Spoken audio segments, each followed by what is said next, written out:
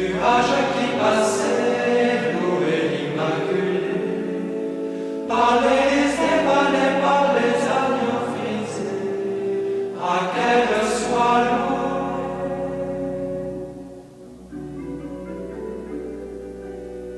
Grange qui sur les monts, bêtes éparpillées, et myrtilles pillées par les pauvres passants, louaient l'Immaculée. Le pèlerinage de Pentecôte approche, le 23, 24 et 25 mai prochain.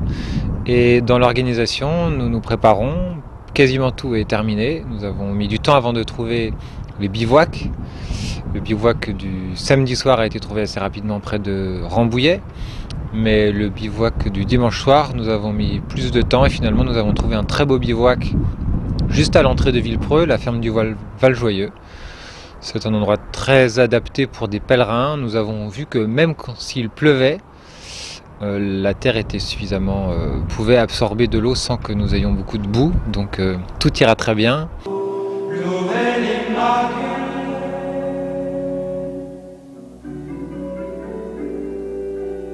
Les inscriptions sont déjà ouvertes depuis plusieurs semaines. Donc les gens s'inscrivent soit sur internet en ligne, sur le site du pèlerinage, pèlerinagedetradition.com, soit par les bulletins papier qui sont à l'entrée de nos chapelles. J'invite tous ceux qui vont venir faire le pèlerinage à ne pas trop tarder parce qu'avant le 1er mai, toutes les inscriptions bénéficient de 10% de réduction.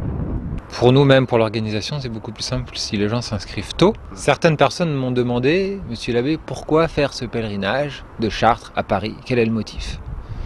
Le motif, il est simple. Nous faisons ça pour le bon Dieu, pour faire un sacrifice pour le bon Dieu, pour faire pénitence. Notre Seigneur demande que nous fassions pénitence, il le dit dans l'Évangile, quand nous voyons le pauvre état de notre pays, le pauvre état de la Sainte Église, nous voyons combien il est nécessaire que nous fassions des sacrifices et que nous fassions pénitence. Et voilà pourquoi nous allons marcher, nous allons nous fatiguer, nous allons prier sur les routes de Chartres à Paris pour faire pénitence. Après, certains faut remarquer que physiquement, ils ne peuvent pas marcher cette longue distance, il y a environ 100 km. Il y a beaucoup de gens qui nous aident d'une autre façon, en faisant le pèlerinage et en méritant et en obtenant des grâces d'une autre façon.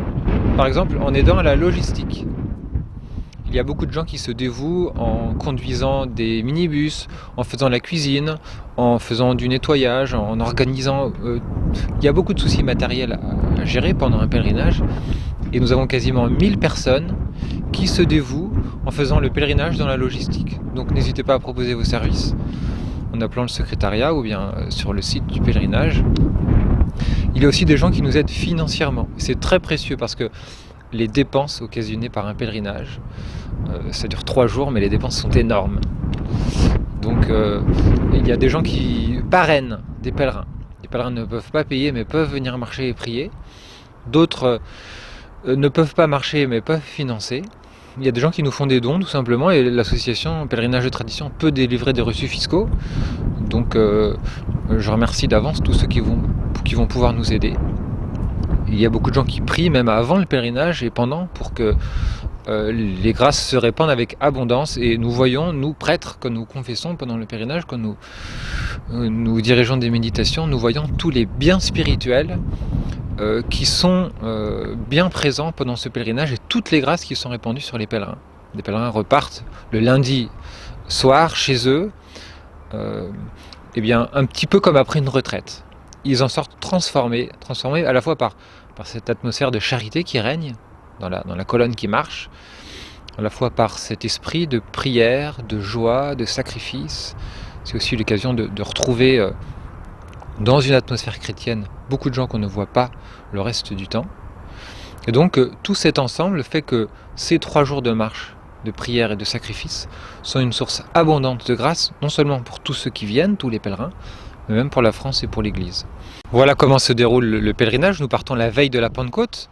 Le 23 mai, nous partons de Chartres avec la messe à 8h moins le quart le matin, juste devant la cathédrale.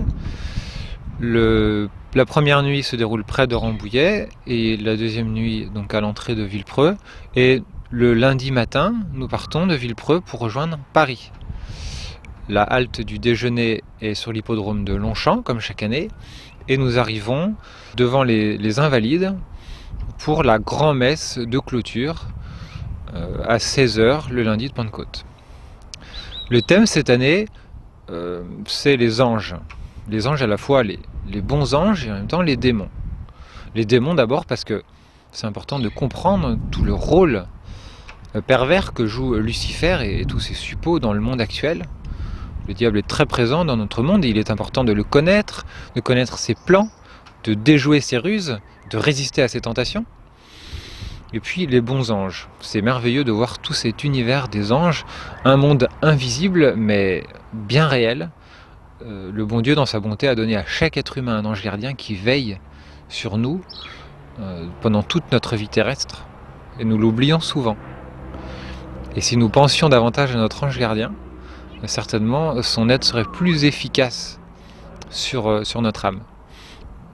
Et puis il y a non seulement les anges gardiens, mais il y a tous les autres anges que le bon Dieu envoie pour nous protéger, tous ces anges qui sont des messagers, tous ces anges à qui Dieu confie des missions dans son plan providentiel. Et ces 3 jours de marche et de prière seront l'occasion pour nous de mieux aimer les anges, de mieux comprendre leur rôle salutaire sur nous, de mieux comprendre les missions que le bon Dieu leur a confiées, et ainsi nous pourrons mieux profiter de leur aide. Et dès à présent, il est utile de lire le dossier spirituel qui est en vente sur les tables de presse des chapelles de la fraternité. Un dossier spirituel très complet qui nous permet de mieux comprendre à la fois la vie des anges, leur puissance, tout leur rôle providentiel. Ne tardez pas à vous inscrire, préparez-vous bien ce pèlerinage. Tous ceux qui le font en reviennent transformés et les sources de grâce sont abondantes. Isaac s'interrompant, vos sauterises, aux pierres